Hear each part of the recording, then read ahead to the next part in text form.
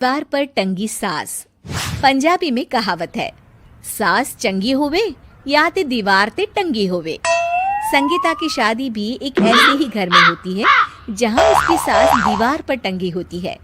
ससुर और पति शादी के पहले दिन उसे सास के फोटो के सामने ले जाते हैं, जहां ससुर जी कहते हैं, बेटा बेटा संगीता, ये तुम्हारी सास थी, बहुत नेक और भली, लेकिन थोड़ी गुस्सैल थी।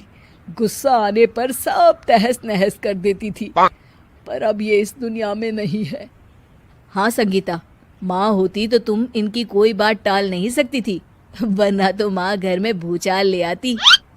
संगीता मन में खुश होती है कि अच्छा है कि ऐसी औरत अब इस घर में नहीं है, लेकिन दिखावे के लिए वो जैसे ही सास की फोटो के सामने हाथ जोड़कर खड़ी होती है, ये क्या?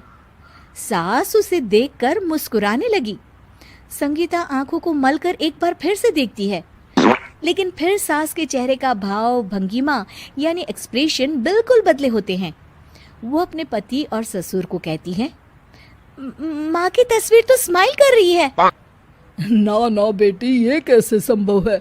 जरूर तुम्हें कोई गलती हुई होगी, ऐसा कैसे हो सकता है? लगता है तुम शादी की सारी फॉर्मेलिटी करते करते थक गई हो, तुम्हें आराम की जरूरत है संगीता। खैर, सारे संगीता की बात को इग्नोर कर कमरे में चले जाते हैं। वैसे सास की फोटो पर एक्सप्रेशन एक के बाद एक बदलते ही रहते हैं।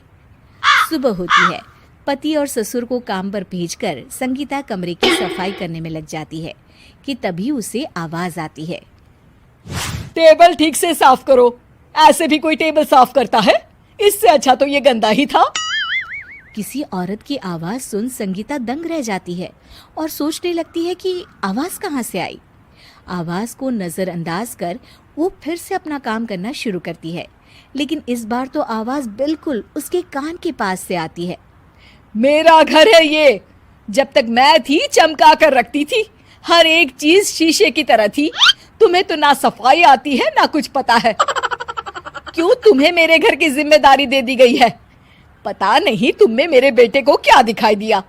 मैं होती तो एक से बढ़कर एक लड़कियों की लाइन लगा देती। अब संगीता को समझने में देर नहीं लगी कि ये आवाज किसी और की नहीं बल्कि उसकी सास की है, जो दीवार पर टंगी है। वो उसके पास जाती है और कहती है, नमस्ते सासू माँ, मुझे तो कल ही लग रहा था कि दीवार में कुछ काला है। वो दीवार नहीं, दाल होती है पगली। सही पकड़े हैं सासू माँ। तो क्या हो गया आपको जो आप यहाँ भी चैन से नहीं बैठी हैं? सुना मैंने आपका व्यवहार काफी गुस्से वाला था।